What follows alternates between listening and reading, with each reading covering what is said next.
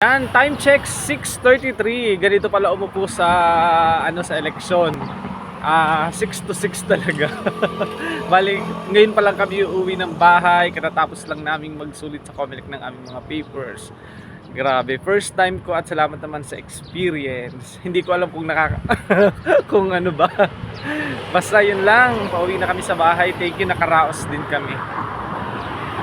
Ganito pala, bali first time ko lang, kaya ngayon mag-aabang kami ng bus para sumakay. Yan. Wala kasi kami dalang service. Iniwan namin kaya kami mag-aabang ngayon ng bus.